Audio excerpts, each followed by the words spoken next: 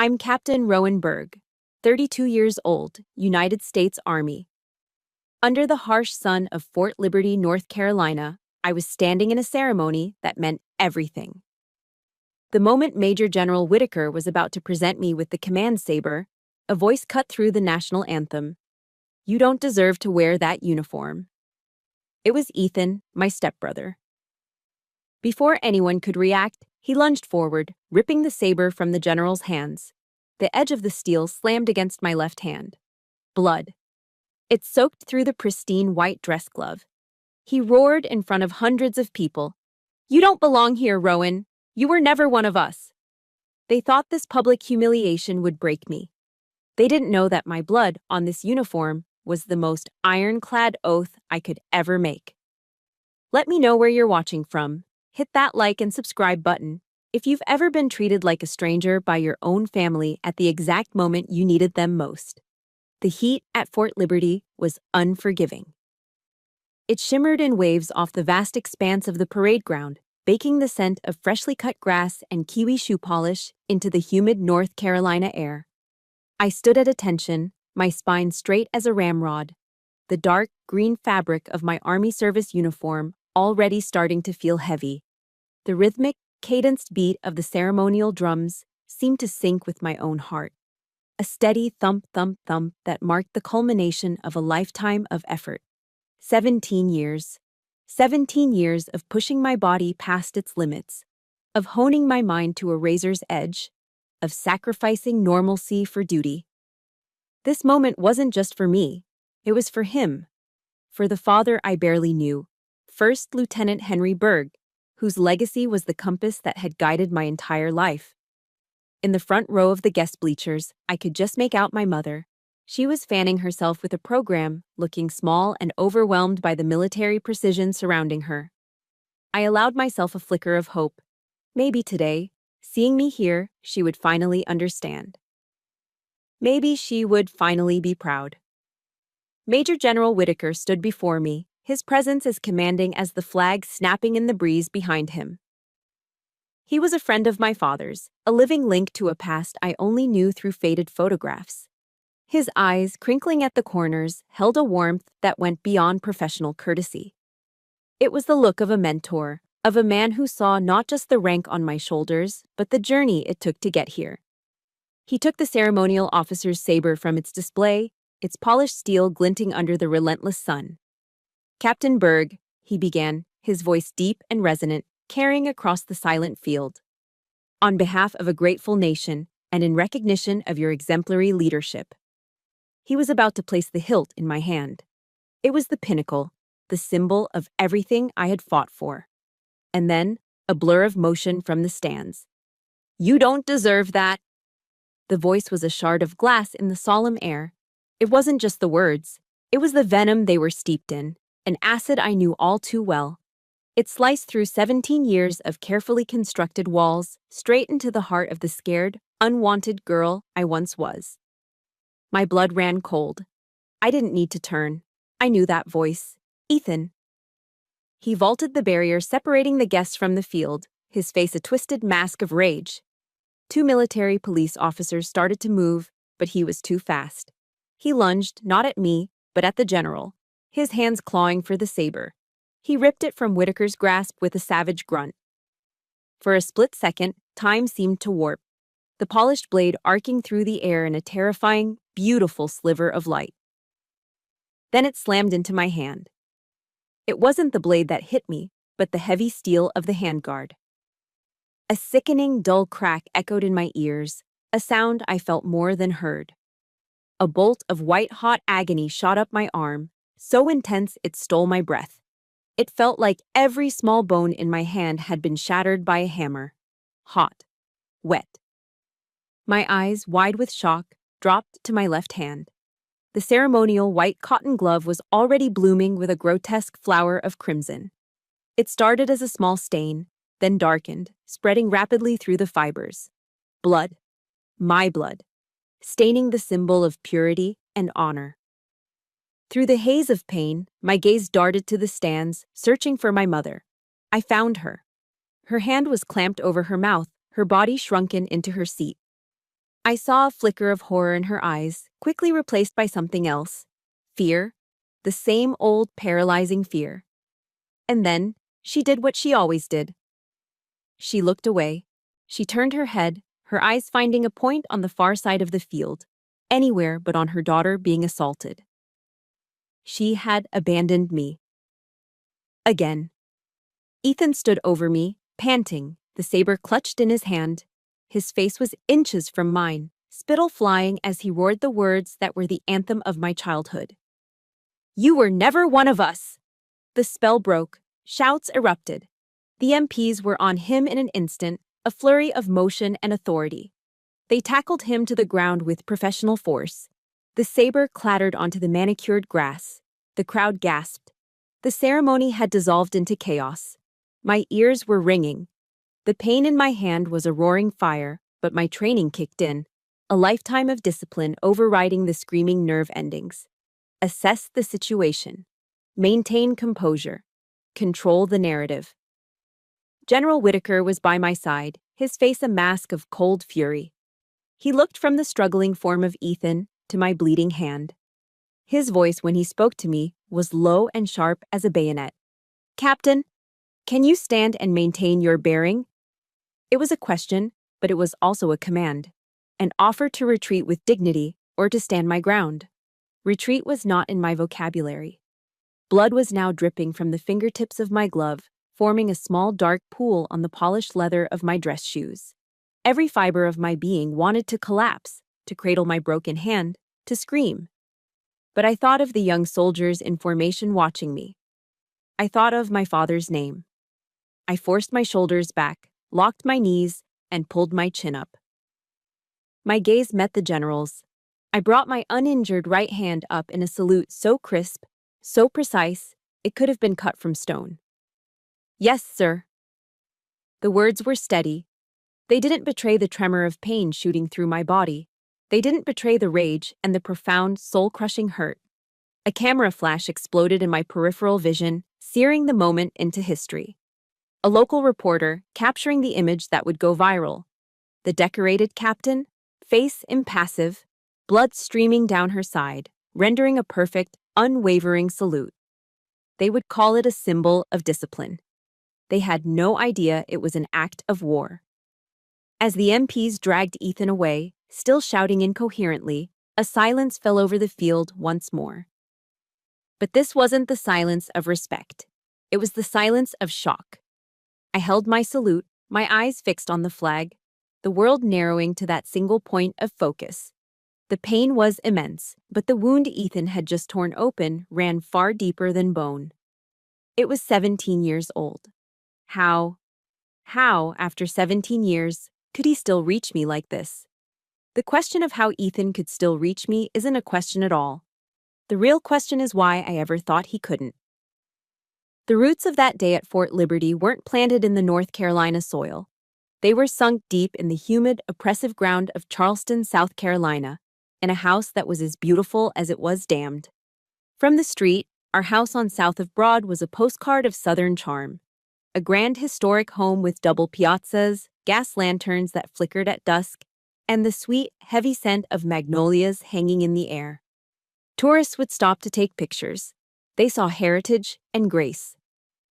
What they couldn't see was the suffocating silence that lived inside, a silence curated and enforced by my stepfather, retired Navy Captain Douglas Porter.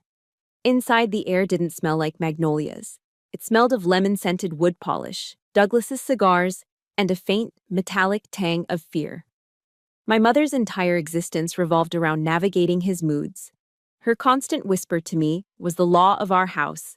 Don't poke the bear, Rowan. Just be quiet. Be good. Being good meant being invisible. It meant walking on the antique heart pine floors without making them creak. It meant reading in my room instead of watching TV in the living room. It meant never, ever bringing up the name Henry Berg.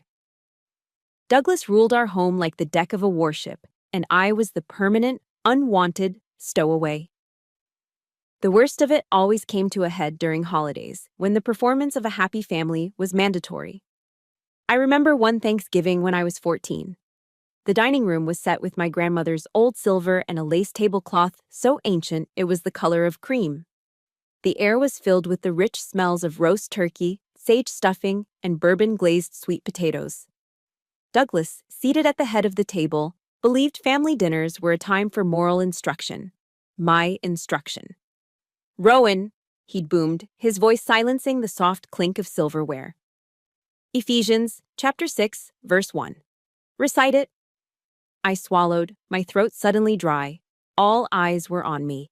Ethan, a year older, smirked from across the table. He loved this.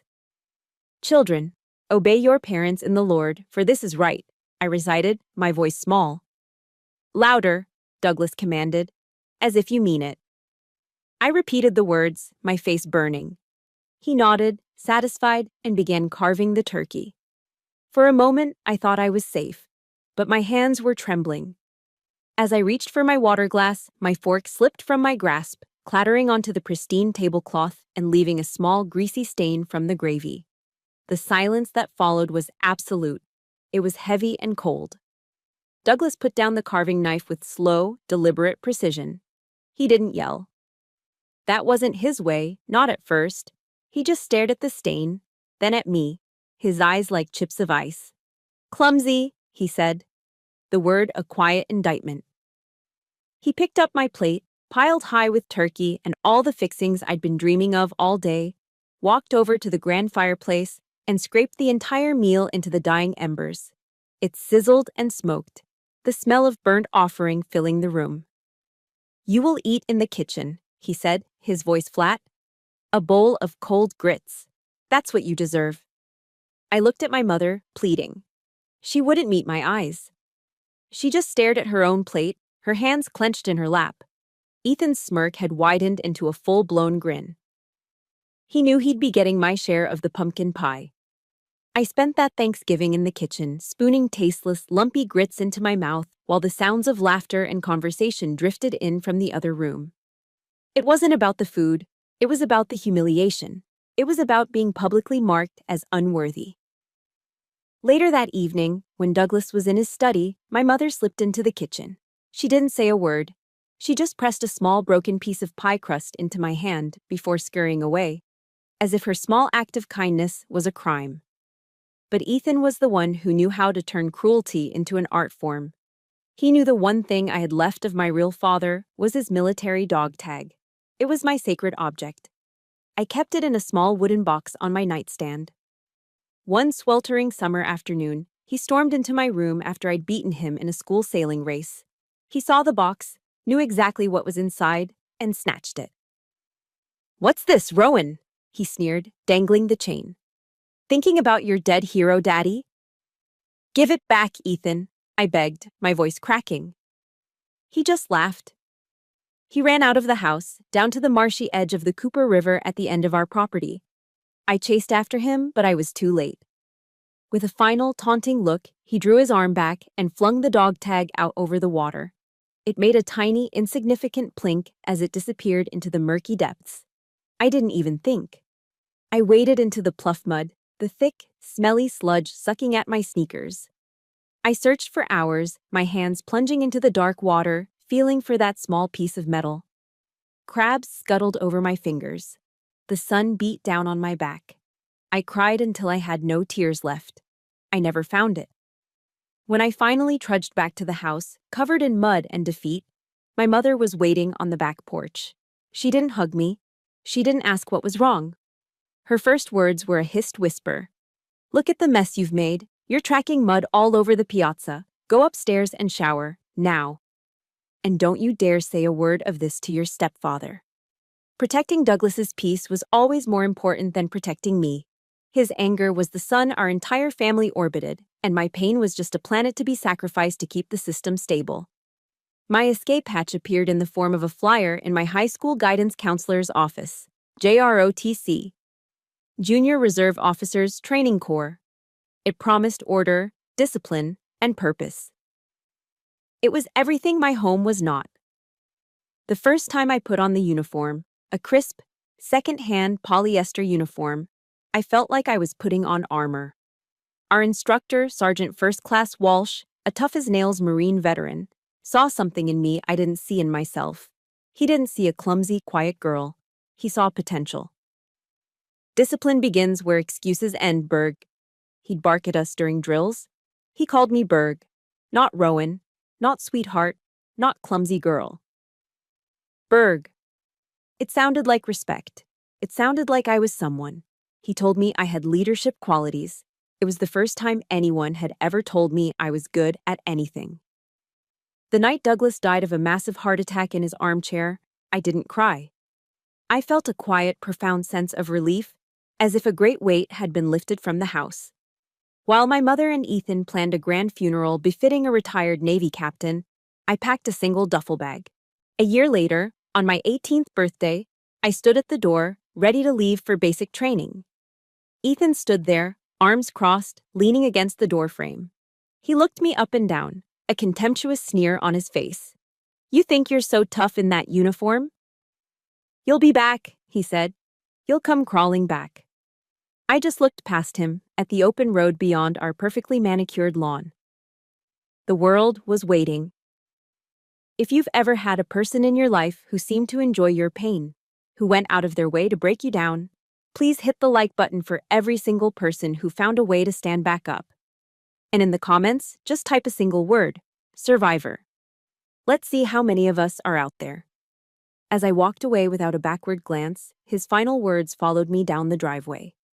Let's see how long it takes the world to break you. Ethan's parting words were meant to be a curse. Let's see how long it takes the world to break you. He thought the world was just a larger version of our house, a place designed to crush anyone who didn't fit. He was wrong. The world didn't break me. It forged me. My forging began at Fort Jackson, South Carolina, just a 2-hour drive from Charleston, but a universe away. The bus ride there was quiet, filled with nervous teenagers trying to look tough. I just stared out the window, watching the Spanish moss and grand old houses of the Low Country give way to pine forests and strip malls. I wasn't nervous. For the first time in my life, I felt like I was heading home. Fort Jackson was hot, humid, and loud. From the moment we stepped off the bus, we were enveloped in a storm of structured chaos. Drill sergeants, with their campaign hats pulled low, descended on us like hawks, their voices rasps of pure authority. They screamed at us to get our bags, to form lines, to stand straighter, to move faster. Everything was a command. Everything had a purpose. And I loved it.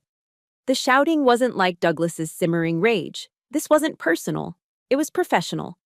The screams were designed to break down our civilian identities, to strip away our egos, and to build us back up as a unit, as soldiers. In the suffocating, toxic silence of my childhood home, I had felt utterly alone. Here, in the middle of constant noise, surrounded by 50 other sweating, scared recruits, I felt safe. I wasn't Rowan Porter, the clumsy girl. I was Private Berg, a blank slate, and my value would be determined by what I did, not by who I was related to. I threw myself into basic training with a ferocity that surprised even myself. While others complained about the pre-dawn runs, the endless push-ups, and the bland food in the mess hall, I welcomed it all. The burn in my muscles was a clean pain, an honest pain. It was a feeling of getting stronger, not weaker. I learned to assemble and disassemble an M16 until I could do it blindfolded. I learned to march in formation, to navigate by the stars, to push my body one more mile when my lungs were screaming for air. I wanted to be the best, not to prove Ethan wrong, but to prove Sergeant Walsh right. But there was a problem. My greatest survival skill at home, my silence, was a liability here. I did everything I was told, perfectly and without question. I was disciplined, focused, and efficient. But I was quiet. I kept to myself, my face an impassive mask I had perfected over years of avoiding Douglas's wrath. My primary drill sergeant, a man named Drill Sergeant Rivas, didn't see discipline. He saw a problem. One afternoon, during rifle qualifications, he pulled me aside. He got right in my face, his breath smelling of stale coffee. "What is wrong with you, Berg?" he barked, his voice low and menacing. "You just stand there, like a robot. No emotion, no fire. You got no soul? You're not scared? You're not anything?" His words hit me like a physical blow. No soul. It was what Douglas and Ethan had always implied, that I was empty, that something vital was missing. I had run away from one prison only to find myself in another, judged by a different kind of warden for the exact same crime of being quiet. The carefully constructed armor I'd built began to crack. That night, I hid in a bathroom stall, long after lights out.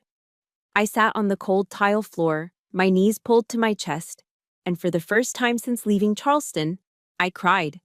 They were silent, choked sobs, the kind I had perfected as a child so as not to wake the bear. I felt a wave of despair wash over me.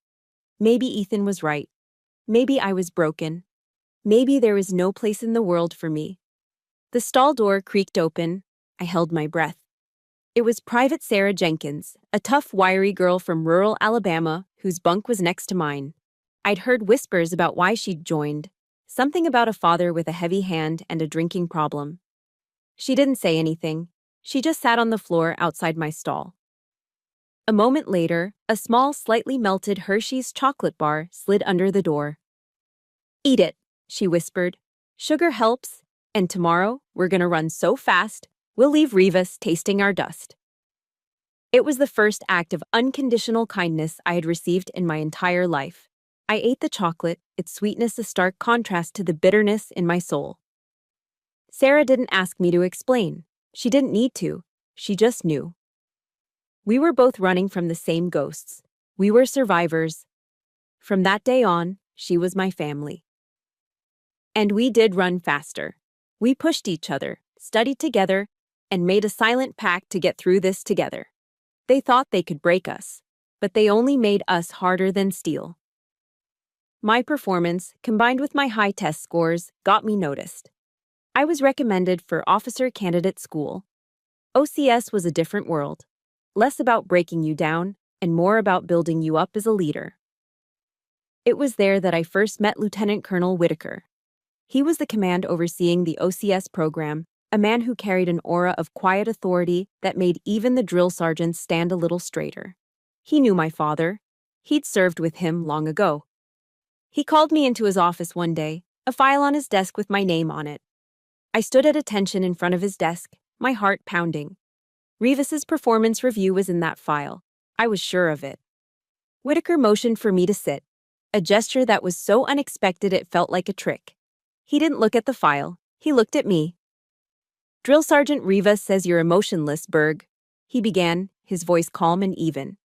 "He says he can't get a read on you." I stared straight ahead, my face a blank canvas. "Yes, sir." He leaned forward slightly, his eyes analytical, but not unkind. "I don't see that. I see focus. I see a woman who has learned to channel every ounce of her energy into the task at hand. Your silence isn't emptiness, candidate, it's strength. Your father, Henry, had that same strength. He was the calmest man I ever knew in a firefight. He said my father's name. He acknowledged my silence not as a flaw, but as a legacy. For the first time, someone had looked past the quiet exterior and seen the steel beneath. It was like he had handed me a compass, a way to finally understand myself. The quiet girl wasn't broken. She was a warrior in waiting. "Don't let anyone turn your strength into a prison," he said, closing the file. "Now get out of here and go lead." I left his office feeling taller, lighter. The invisible weight I had carried for 18 years was finally gone. I graduated from OCS at the top of my class, receiving my commission as a second lieutenant in the United States Army. As I stood on that graduation stage, shaking Whitaker's hand, I didn't think about the house in Charleston. I didn't think about Ethan or Douglas. I was no longer a survivor running from a painful past. I was a leader, marching toward a future I would build myself. I had the rank. I had the career. But 16 years later, a phone call from Charleston would remind me that the past never truly stays buried. For 16 years, the world didn't break me. It made me. I served tours in Iraq and Afghanistan. I earned the respect of my soldiers and the trust of my commanders. I became Captain Rowan Berg, a woman defined by her uniform, her discipline, and her unwavering control. The quiet, broken girl from Charleston was a ghost, a memory locked away in a part of my mind I rarely visited. I thought she was buried for good. Then came the phone call. It was the summer before the ceremony at Fort Liberty. I was stationed in Kuwait, the air a blistering 120 degrees. The call came over a crackling satellite line. It was Ethan. His voice was slick with a practiced, somber tone I didn't recognize. "Mom was sick," he said. "Cancer. It was bad. The doctors weren't giving her much time." "She's asking for you, Rowan," he'd said. The lie was so obvious it was almost insulting, but it didn't matter. It was my mother. I put in for emergency leave the next day. Flying back, I felt a knot of anxiety tighten in my stomach. It wasn't just worry for my mother, it was the dread of returning to that house. As the plane descended into Charleston, I saw the familiar steeple-dotted skyline and the shimmering waters of the harbor. It was a beautiful city, a city tourists flocked to. To me, it was a beautiful cage. The house on South of Broad looked exactly the same, perfectly preserved in its southern grandeur. But the moment I stepped inside, I knew something was fundamentally wrong. The oppressive silence I remembered from Douglas's reign was still there, but it was different now. It was colder, more clinical. Then I saw them. Small, discreet security cameras mounted in the corners of every room. In the living room, the hallway, even pointing towards the kitchen. Ethan greeted me at the door, wrapping me in a hug that felt like a cage of snakes. He had grown heavier, softer, but his eyes held the same resentful glint. "Rowan, so glad you could make it," he said, his voice dripping with false sincerity. "Mom's resting in her room." I found her in the master bedroom, the same room she had once shared with Douglas. She was swimming in a sea of pillows, looking frail and impossibly small.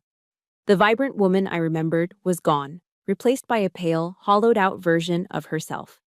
Her eyes, once bright blue, were dull and clouded. "Mom?" I said softly. Her eyes fluttered open, and for a moment, a spark of recognition. "Rowan," she breathed. Ethan bustled in behind me, carrying a glass filled with a thick, greenish liquid. "Here you go, Mom," he said cheerfully. "Time for your special health juice." He held the straw to her lips, and she drank obediently, her eyes never leaving my face. I watched the transaction with a growing sense of alarm. The health juice, the cameras, the vacant look in her eyes. It felt less like care and more like control. He was treating her like a prisoner, not a patient. "She has good days and bad days," Ethan said, patting my shoulder. "I'm managing her finances, her medications. It's a full-time job. But what are sons for, right?" The next day, I found a moment when Ethan was out running errands. I sat on the edge of my mother's bed. I needed to talk to her, alone. "Mom, are you okay?" I asked, my voice low. Is he taking good care of you?" She looked towards the door, her body tense. She leaned closer and whispered, her breath papery and thin. "Ethan is a good boy. He takes such good care of me." But her eyes screamed a different story. They were wide with a familiar terror, the same terror she'd had when Douglas was alive. She was a hostage, and she was begging me to understand without saying the words. That was all I needed. I was Captain Rowanberg. I solved problems. I took action. I went downstairs, walked out onto the piazza, and called the Charleston Police Department. I explained the situation calmly and professionally. I was an active-duty Army captain, and I had reason to believe my terminally ill mother was being isolated and possibly over-medicated by my stepbrother. 2 officers arrived 20 minutes later. They were polite, professional, their faces impassive. I explained my concerns again, pointing out the cameras, the strange juice, my mother's fearful demeanor. They listened patiently. Then, Ethan came home. The transformation was instantaneous. He saw the police cruiser and burst into tears.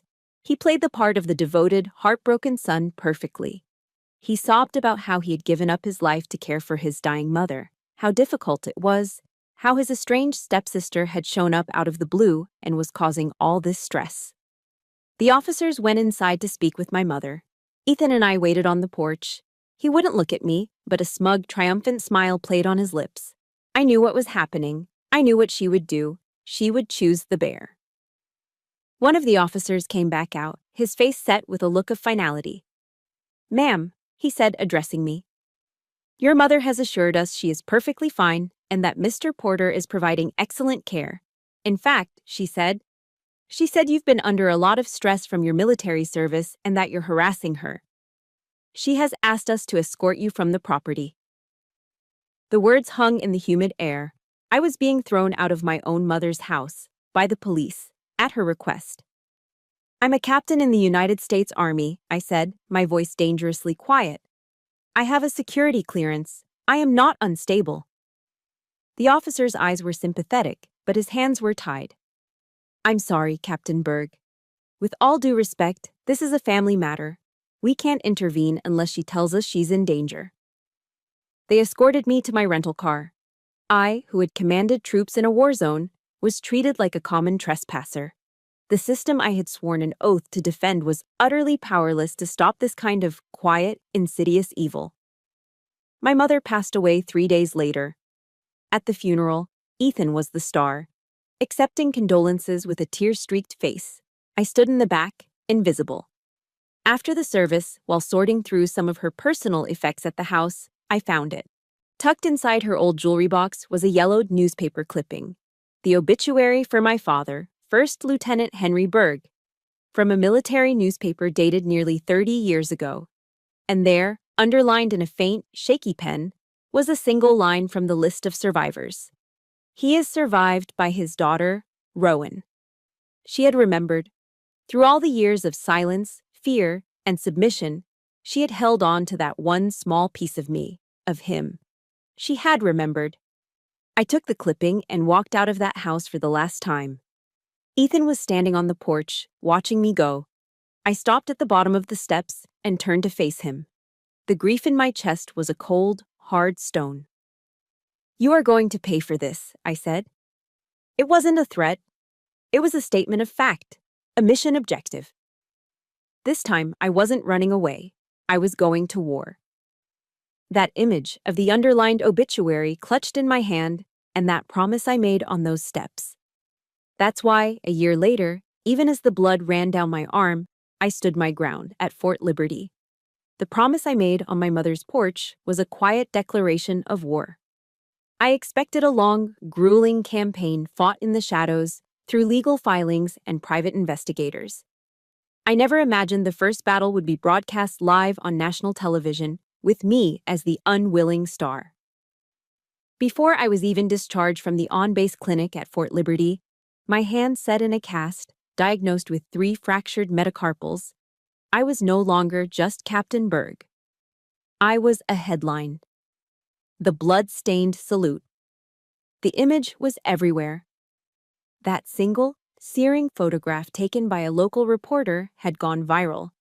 It was on CNN, playing on a loop, a panel of experts debating its meaning. It was the lead story on Fox News, commentators praising my grit and unbreakable discipline. My face, impassive and stoic, was plastered across Twitter and Facebook, turned into a meme, a symbol. They called me a hero, an icon of American fortitude. They didn't see me 10 minutes after that photo was taken, kneeling on the cold tile floor of a bathroom stall, vomiting into the toilet from the sheer shock and pain. They didn't see the shaking in my good hand as I tried to sip water. They saw a symbol, a two-dimensional figure they could project their own beliefs onto. They didn't see the woman whose deepest, most private wound had just been ripped open for the world to see. The Army, true to form, moved quickly to control the narrative. The Pentagon's Public Affairs Office released a statement within hours. It was a masterpiece of military precision, commending my extraordinary composure under duress and stating that Captain Berg's actions exemplify the highest standards of discipline and honor within the United States Army. They confirmed that a civilian, Ethan Porter, had been detained and was facing charges. They omitted our relationship. It was clean. It was professional. It protected the institution. General Whitaker called me personally in my temporary room in the officers' quarters. "Just breathe, Rowan," he said, his voice a steady anchor in the hurricane. "Let us handle the press." Your only job right now is to heal. We've got your six." I was grateful for his protection, but it couldn't shield me from the fallout. My private war had become public property, and everyone wanted a piece of it. The story became a political football. On the right, I was hailed as a paragon of traditional military values, a rebuke to a supposedly soft generation. On the left, the incident was framed as a symptom of toxic masculinity and unresolved violence inherent in military culture. My pain was just ammunition for their arguments. Neither side seemed to care about the truth. Neither side understood that the uniform wasn't the cause of my wound. It was the only armor I'd ever had against it. Life on base became a minefield. The other soldiers didn't know what to say. I could feel their eyes on me in the PX, in the mess hall. They would whisper as I passed. Some gave me nods of respect, a silent acknowledgement of strength. Others looked at me with pity, their eyes soft with a sympathy I found suffocating. I didn't want their praise, and I certainly didn't want their pity. Both felt like a violation. They were looking at the icon, not at me. The icon was strong. The woman was falling apart. I retreated into myself, spending my off-duty hours in my room. The silence a welcome relief from the noise of public opinion. I felt adrift, unsure of my next move. My promise to my mother felt hollow now. Ethan's attack wasn't just on me, it was on the institution I loved, and I felt a paralyzing sense of shame. Then, the letters started arriving. At first, it was just a trickle, forwarded from the base mailroom. Then it became a steady stream, then a flood. Sacks of mail, filled with letters from all over the country, from people I had never met. I started opening them one evening, more out of a sense of duty than curiosity. Many were from young soldiers, privates, and specialists who wrote about their own silent battles. A soldier whose father belittled his service. A female officer whose husband controlled her finances. They saw my salute not as an act of military discipline, but as an act of personal defiance they wished they had the strength to make. There were letters from military spouses, from mothers and fathers who had watched their children struggle. They wrote about the invisible wars families fight behind closed doors, far from any foreign battlefield. They thanked me for not flinching, for showing them what resilience looked like. Each letter was a small crack of light in the darkness that had surrounded me. These people weren't talking to the icon. They were talking to me. They saw the truth behind the picture. They understood. One evening, I opened a letter with a return address from a small town in Texas. The handwriting was the shaky, deliberate script of an old man. "Dear Captain Berg," it began. "My name is Sergeant Major, retired Frank Miller. I served 22 years in the Army, 2 tours in Vietnam. I've seen men fall from enemy fire, from disease, from sheer exhaustion. I've seen a lot of things that are called brave, but I've seen very few people remain standing after being betrayed by their own kin. That kind of wound cuts deeper than any bullet. That salute of yours, with the blood on your glove, was the single bravest act I've seen in 30 years. You didn't do it for the cameras or the regulations. You did it for yourself. You told that bastard and the whole world that you would not be broken. You stood your ground. Thank you, Captain."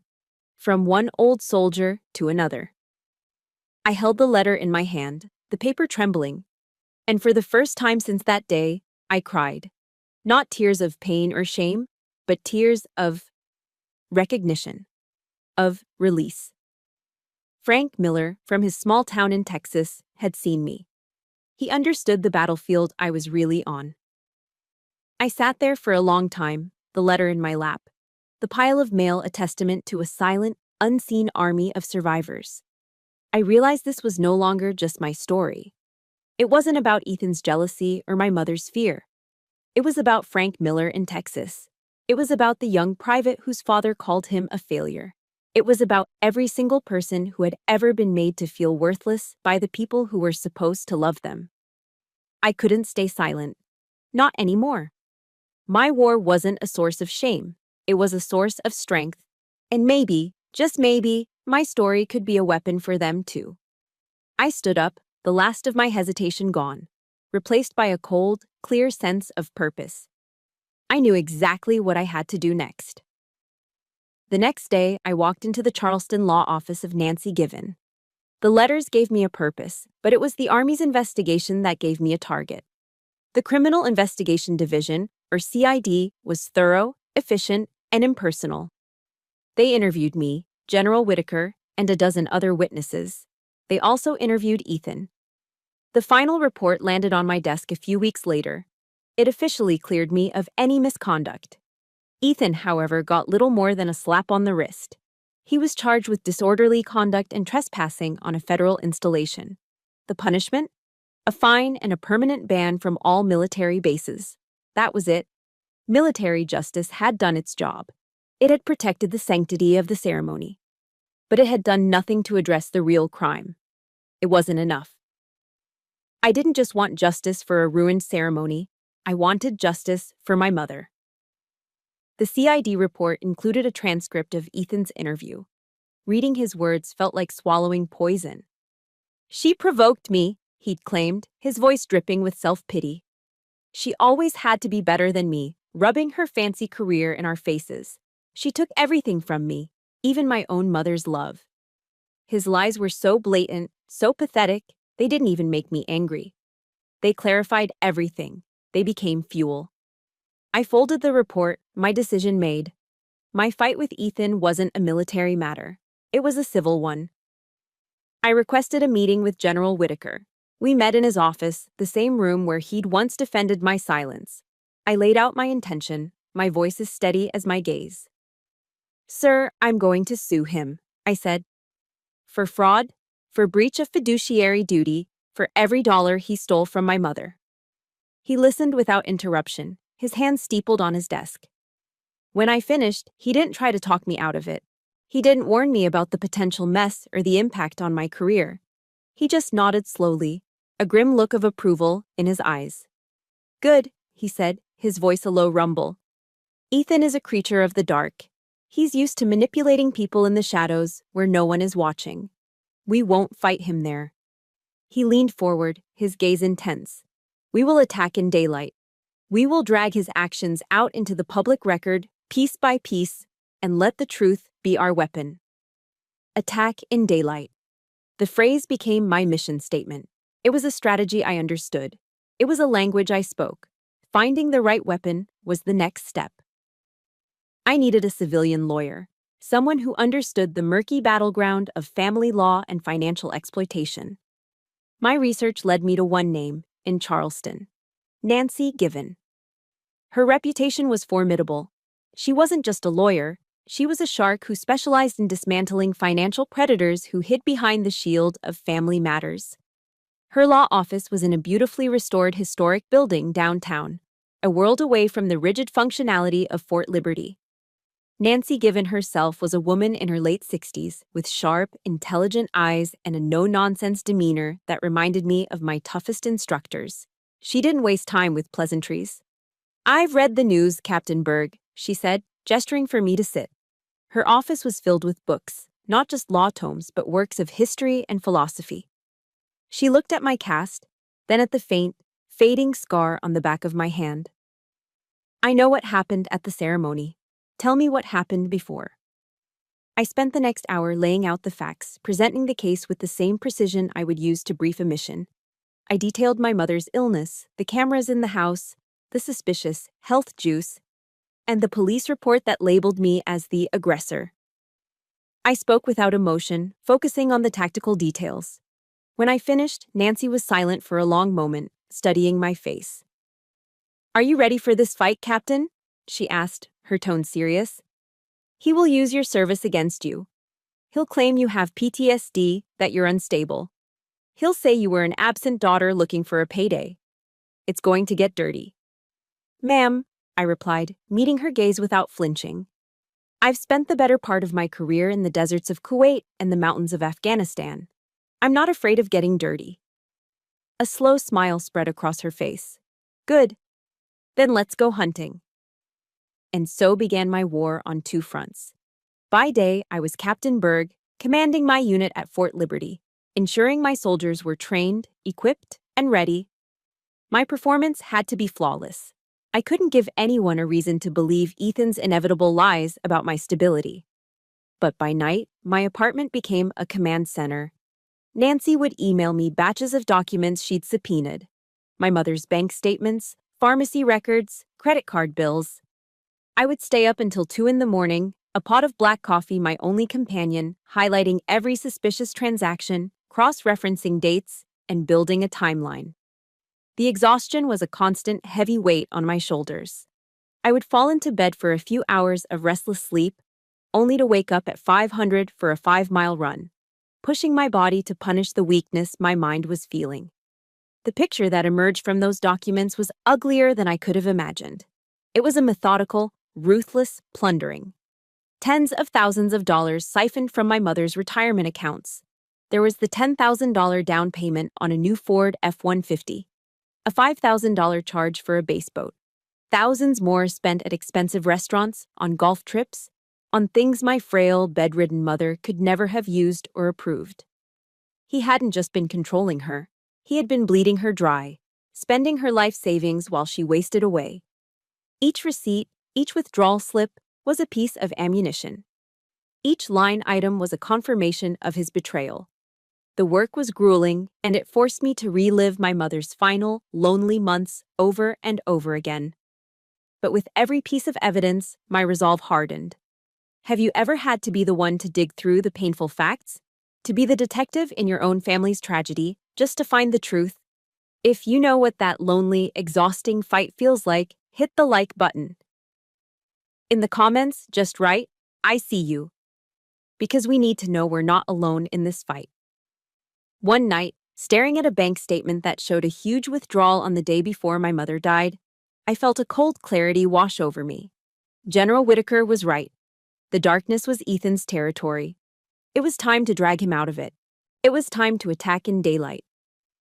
Nancy filed the lawsuit the next week, a thick stack of paper detailing every allegation of fraud and exploitation. The war had officially begun. The trial in Charleston began on a sweltering October day. The air inside the historic courthouse was thick and still, heavy with the weight of unspoken stories. I walked through the polished double doors, not in a civilian suit, but in my full Army Class A uniform. The green jacket, the ribbons on my chest, the polished brass. I wanted Ethan to see it. I wanted him to face the uniform he tried to disgrace, the institution he could never understand. The courtroom was packed. Reporters scribbled in notebooks, their presence turning our private war into a public spectacle. This was it. This was daylight. Ethan had been forced to sell my mother's car to hire a lawyer, a slick, bottom-feeding attorney named Peterson, whose strategy was obvious from his opening statement: to paint me as a greedy, unstable, and attention-seeking daughter, and Ethan as the selfless, devoted caregiver. Nancy Given dismantled him with the calm, methodical precision of a surgeon. She didn't rely on theatrics. She relied on facts. She presented the evidence we had spent months compiling, projecting it onto a large screen for the jury to see. Bank statements with Ethan's signature on withdrawal slips for thousands of dollars. Credit card bills showing lavish spending on things a dying woman would never buy. Pharmacy records detailing prescriptions for sedatives that seemed to increase whenever large sums of money were moved. Then she played the audio from the security cameras, the audio Ethan didn't know existed. The jury heard him not as a loving son, but as a tyrant, his voice sharp and cruel as he berated my mother for being too slow, for spilling a glass of water, for asking a question. The courtroom was dead silent, the only sound Ethan's recorded voice echoing through the chamber. Then, Nancy called me to the stand. I walked to the witness box, my footsteps echoing in the silence. I sat down, adjusted the microphone, and looked directly at the jury. A panel of ordinary Charleston citizens. I didn't look at Ethan. Nancy's questioning was direct. "Captain Berg, please turn your attention to the document on the screen. It's a bank withdrawal slip dated May 14th. Do you recognize it?" "Yes, I do." My voice was clear and steady. No emotion, just facts. "Can you tell the jury what it shows?" It shows a cash withdrawal of $10,000 from my mother's primary checking account, I stated. It was used as a down payment for a 20-foot bass boat. For an hour, we went through it all. Every transaction, every lie.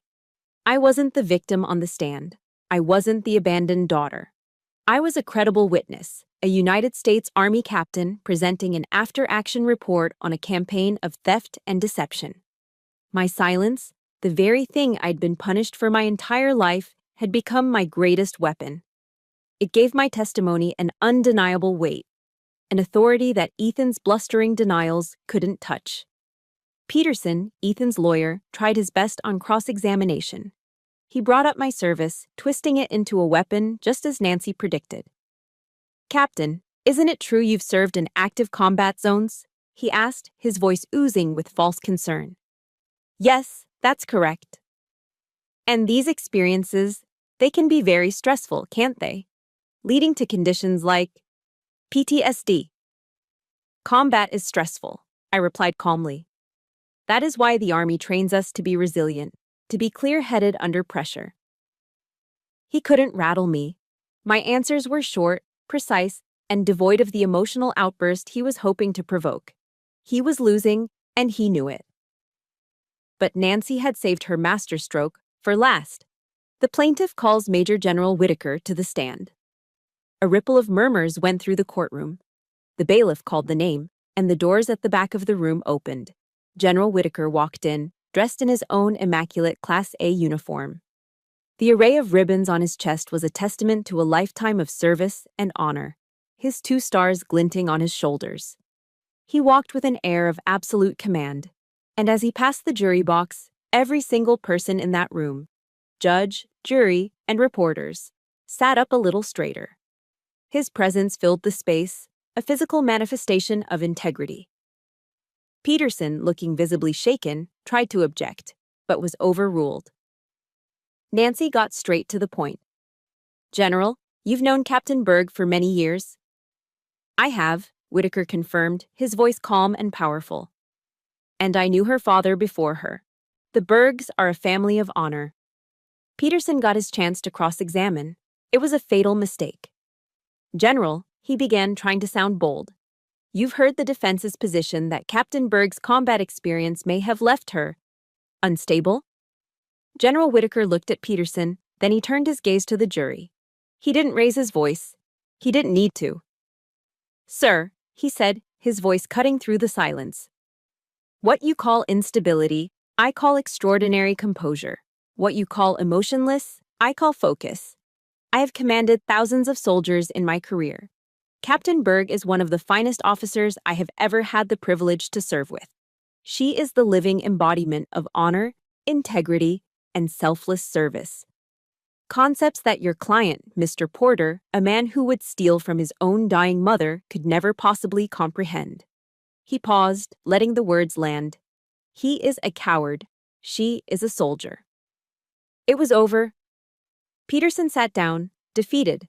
The judge called for a recess. As they led the jury out, I saw Ethan's face. It was pale, sweaty, and his bravado was gone, replaced by the panicked look of a cornered rat. He fired his lawyer right there in the courtroom, shouting that he would represent himself. That was his final, self-destructive act. When the trial resumed, Ethan stood before the jury, his voice cracking, his hands shaking. He didn't present evidence. He didn't make a legal argument. He just unraveled. "She's lying," he screamed, pointing a trembling finger at me. "All of it. She was never there for Mom. I was the one. I did everything." His voice rose to a hysterical pitch. "Mom loved me more. She always loved me more. This bitch just wants the money. She was always jealous of me." He had just confessed. In front of the judge, the jury, and a room full of reporters, he had confessed the motive behind every action, his pathetic, all-consuming jealousy. The jury was out for exactly 45 minutes. When they filed back in, their faces were grim and resolute. The foreman handed the verdict to the bailiff. The judge read it aloud, his voice devoid of emotion. "On the charge of fraud, we the jury find the defendant guilty. On the charge of exploitation of a vulnerable adult, we find the defendant Guilty. Guilty on all counts. Ethan just stood there, his mouth hanging open, as two sheriff's deputies moved to stand behind him. He looked at me, his eyes wide with disbelief, as if he still couldn't understand how this had happened. I met his gaze, my face a mask of stone. The click of the handcuffs was the loudest sound in the silent room. I had won. The war was over. So why didn't I feel victorious? The click of the handcuffs should have been the sound of victory. It should have been the final note in a long, discordant symphony of injustice. The reporters rushed out of the courtroom to file their stories. Nancy gave my shoulder a firm, congratulatory squeeze, and the world saw a simple headline: "Daughter gets justice for mother." It was a clean, satisfying ending. But as I stood there, watching the deputies lead Ethan away, I didn't feel the triumphant release I had expected. There was no surge of joy, no sense of peace. There was only a vast, echoing silence. The silence of a battlefield after the fighting is over. The war that had defined my entire existence, the singular mission that had driven me for decades, first to escape, then to overcome, then to conquer, was finished. And in its place, there was nothing. The Army, in its infinite wisdom, knew I needed a change of scenery. General Whitaker called it a cool-down assignment. I was transferred from the high operational tempo of Fort Liberty to a quiet, administrative desk job at a logistics command in Richmond, Virginia. My new role was to analyze supply chain efficiencies. It was important work, I was told. It felt like being put in a closet. Richmond was a city steeped in history, a place of brick-lined streets, stately monuments, and the slow, meandering James River. It was beautiful. It was peaceful. And its peace terrified me. For my entire life, I had thrived in conflict. The quiet tyranny of my childhood home had been replaced by the structured chaos of the Army. I knew how to operate in a war zone, both external and internal. I did not know how to operate in peacetime. The silence of my small apartment in Richmond was more deafening than the roar of a drill sergeant at Fort Jackson. Every morning, I would wake up at 0500, a habit ingrained in me, and go for a run along the riverbank. I'd watch the sun rise over the water, painting the sky in soft shades of orange and pink. It was serene, and it felt completely alien. I was a soldier without a war, a weapon without a target. I had spent my life building armor, and now there were no incoming rounds. The sheer weight of the armor itself was crushing me. As part of my cool-down, I was required to attend weekly sessions with a behavioral health officer, an Army psychologist named Dr. Evans. She was a kind, patient woman with intelligent eyes that seemed to see more than I was willing to show. For weeks, we talked about the trial, about Ethan, about my mother. I recounted the events with the same dispassionate clarity I'd used on the witness stand. I was a good soldier, following procedure. Then one day, she shifted her line of questioning. She put down her pen, leaned forward, and asked me a simple question that completely disarmed me. "Rowan," she said gently, "you've spent your life being a survivor and then a soldier. But take those two labels away. If you are not a survivor and you are not a soldier, who are you?" The question hung in the air. I opened my mouth to answer, and nothing came out. For the first time in my adult life, I had no answer. Who was I? My entire identity had been forged in the crucible of resistance. I was the girl who endured Douglas. I was the recruit who survived basic training. I was the officer who fought for her mother. My sense of self was built on the foundation of what I was fighting against. With Ethan in prison and the war over, the foundation had crumbled. I was lost. I'd been trained to be invulnerable, to build walls so high and so thick that nothing could penetrate them. Now, in the quiet safety of this therapist's office, I realized I had to learn how to do the opposite. I had to learn how to be vulnerable. I had to learn how to feel the wounds I'd never allowed myself to acknowledge. That weekend, General Whitaker drove up from North Carolina to check on me.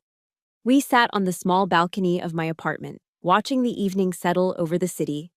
He'd brought a bottle of Blanton's, a good Kentucky bourbon.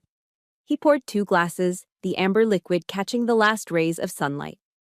We sat in comfortable silence for a while, the way old soldiers can. He didn't ask me about therapy. He didn't ask me how I was adjusting.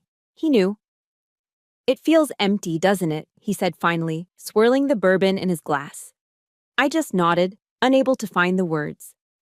I felt the same way when I came back from my last command. He continued, his voice quiet and reflective. You spend years focused on a single mission, a single enemy, and then it's over. The silence is the hardest part. He took a slow sip. You've been fighting your whole life, Rowan. First, it was them. Then it was the Army's standards. Then it was the trial. You're a master of survival. He turned to look at me, his eyes filled with a paternal wisdom. But some wars you don't win. You just outlive them. You're used to surviving. Now, it's time to learn how to live. His words didn't magically solve anything, but they planted a seed. Learn how to live. It was a mission I had no training for. Where did I even begin? That night, I couldn't sleep.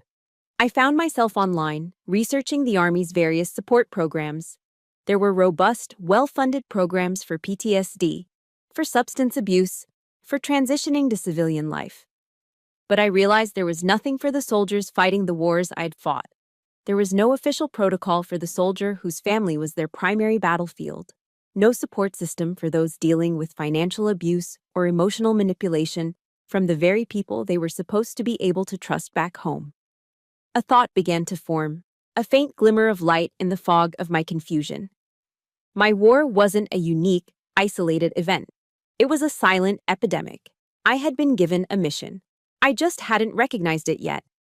I realized then, my war wasn't over. It was just beginning a new mission. General Whitaker's advice to learn how to live was a mission objective without a map. I felt like a newly commissioned lieutenant again, full of theory but lacking practical experience. I was sitting in my sterile office in Richmond, staring at supply chain logistics charts, feeling more lost than ever when my new mission walked through the door. She was a private first class, barely 20 years old, with nervous eyes and hands that wouldn't stay still.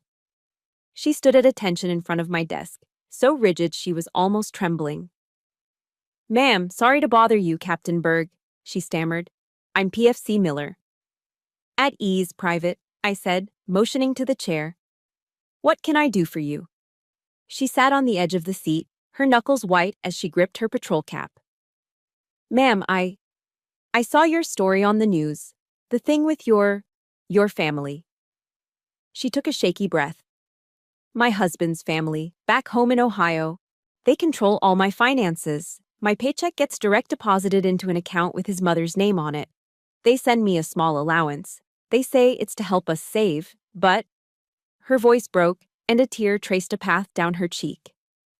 "I don't even have enough money to buy my own shampoo at the PX. I don't know what to do. I feel so stupid." I looked at this young soldier, a woman trained to face enemies of the state, who was being systematically dismantled by her own family. And in her terrified, ashamed eyes, I saw myself. I saw the girl who was told a dog tag was just a piece of metal. I saw the woman who was escorted from her mother's home by the police. The emptiness I had been feeling for months was suddenly replaced by a white-hot surge of protective anger. This wasn't just my story. This was PFC Miller's story. And how many others were there like her? That night, I didn't analyze supply chains. I mapped out a new kind of battlefield. The Army had taught us how to operate a tank, how to field strip a rifle, how to survive in the desert. But it had never taught us how to handle a tyrannical stepfather, a manipulative spouse, or a family that used love as a weapon of control. We were trained for every conceivable external threat, but we were left completely vulnerable to the ones waiting for us back home. The idea came to me in a flash of clarity. It wasn't just a support group.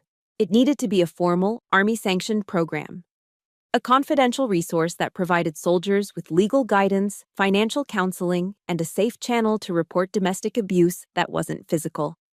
It needed to be a weapon.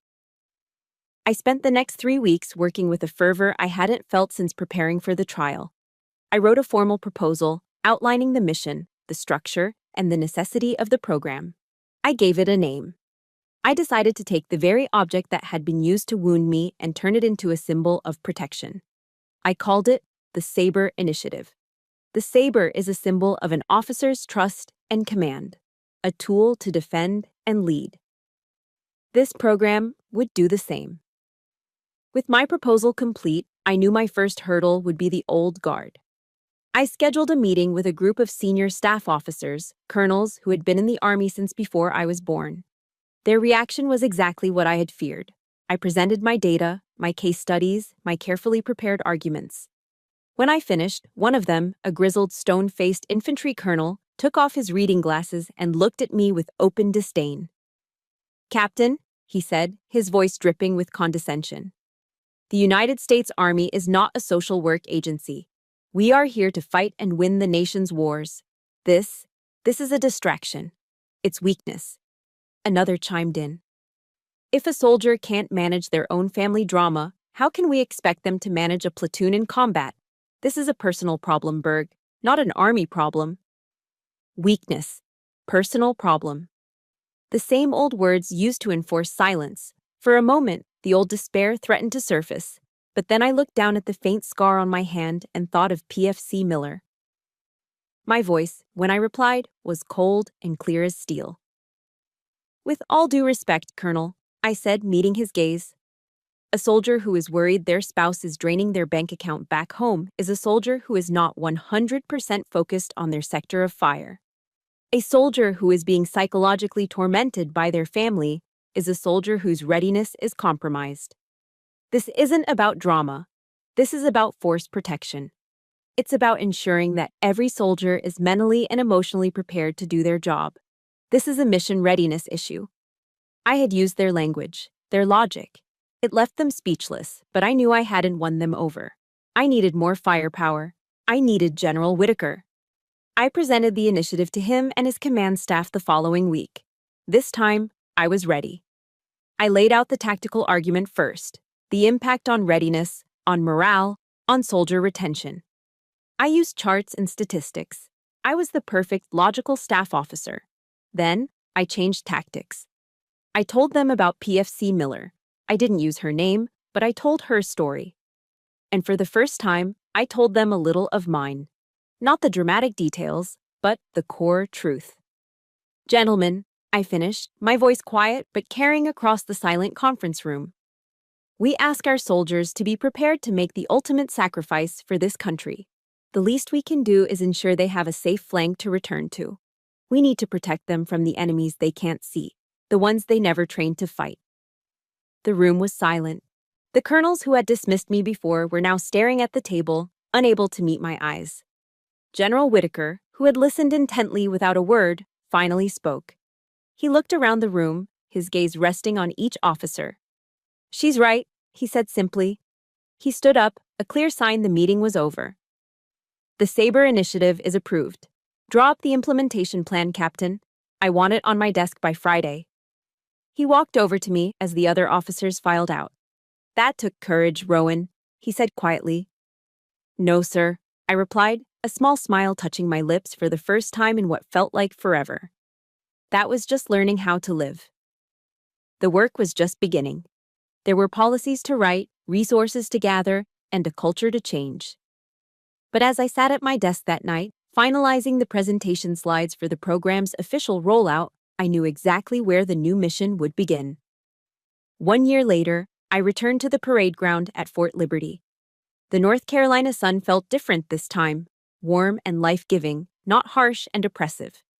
The scent of cut grass and polish was still in the air, but today it smelled like home. I stood on a raised platform, looking out at a sea of young, eager faces, the next generation of Army leaders. On my shoulder, the silver oak leaf of a major had replaced the gold of a captain. And I was here not as a recipient of an award, but as the keynote speaker for their leadership course graduation. I had returned to the scene of my greatest humiliation, not as a victim, but as a testament to what comes after. I looked down at my left hand. A thin, silvery scar traced the line where the saber had struck me. It was a part of me now, a permanent reminder. But when I flexed my fingers, there was no pain. As I stepped up to the podium, I saw them. Hundreds of future lieutenants, their uniforms immaculate, their futures bright with possibility. They saw a major, a decorated officer, a speaker. They didn't know the ghosts that had once haunted this very ground. It was my job to tell them, not about the ghosts, but about how to defeat them. "Good morning," I began, my voice clear and steady, amplified by the speakers across the field. "They'll teach you a lot about leadership in your careers. They'll talk about tactics, strategy, and logistics. They will speak at length about honor. And I am here today to tell you what honor truly is." I paused, letting my eyes travel over the crowd. Honor is not about perfection. It is not about an unblemished record or a flawless career. That's a myth. Honor is about truth. It's about facing the truth of who you are, what you've done, and what's been done to you, with unwavering clarity. Honor is about resilience. It's not about invulnerability. It's about acknowledging your wounds and choosing to heal. And most importantly, honor is not about never falling. Honor is about how you rise. I looked pointedly at the spot where I had fallen, where my blood had stained the grass. It is about how you rise, even when you are bleeding. It is about how you choose to stand your ground, not for the crowd, not for the cameras, but for the person you are determined to become. That is the honor that matters.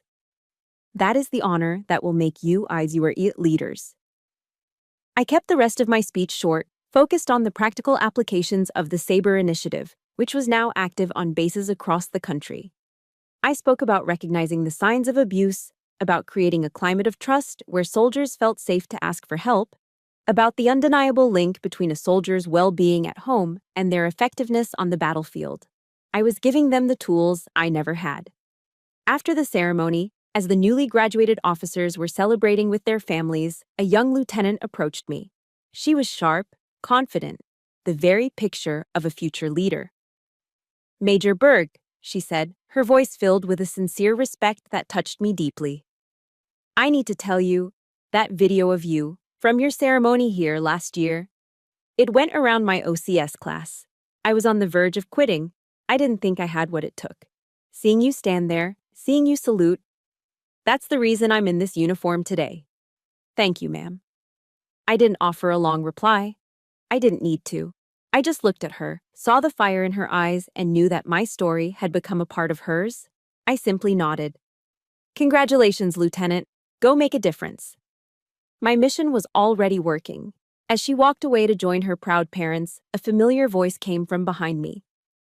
"She's not the only one you know." I turned. General Whitaker, now retired, stood there in a civilian polo shirt and slacks. He looked relaxed, happier. The immense weight of command finally lifted from his shoulders. "I've received dozens of letters," he said, a proud smile on his face. "From drill sergeants, from company commanders. They say the Saber initiative is one of the most impactful leadership tools they've been given in a decade. You did good, Rowan." "We did good, sir," I corrected him. We stood together for a moment, watching the families take pictures, the scene a perfect portrait of pride and joy. "So, have you forgiven him?" he asked quietly, the question unexpected. I knew he meant Ethan. I thought about it for a moment, honestly and without defense. The old, familiar anger wasn't there anymore. The bitterness was gone. "I don't think about him," I said, and I was surprised to find that it was the truth. "I've realized something, sir. Forgiveness isn't a gift I give to him. It was never about him. Forgiveness is my peace, and I had to fight like hell to win that peace for myself. He doesn't get to have any part of it." Whitaker nodded, understanding completely. "You finally finished your war, Berg." I looked out across the parade ground, at the American flag flying crisp and proud against the blue sky. I felt the warmth of the sun on my face, and for the first time, I felt truly at peace. The scar on my hand was just a scar. The ghosts were gone. "Maybe I have, General," I said, a real smile forming on my lips. "But I've learned that some wars aren't meant to end. They're just meant to change. They become something new." I turned to him, my eyes clear, my future an open field of infinite possibility. And now, I'm ready. And so, my war has found its peace. Thank you for walking this path with me, My journey from that parade ground to this moment has taught me one thing above all. Our scars don't have to be a source of shame. They can be our greatest source of strength, a testament to what we have survived. Every one of you listening has your own story, your own battle fought in silence. If this journey resonated with you, I invite you to join a community of survivors by leaving a comment below with 3 simple words. I am ready. And if you believe that every story of resilience deserves to be heard, please like this video and subscribe to the channel. You are not alone here, and our stories are our power. Thank you for listening.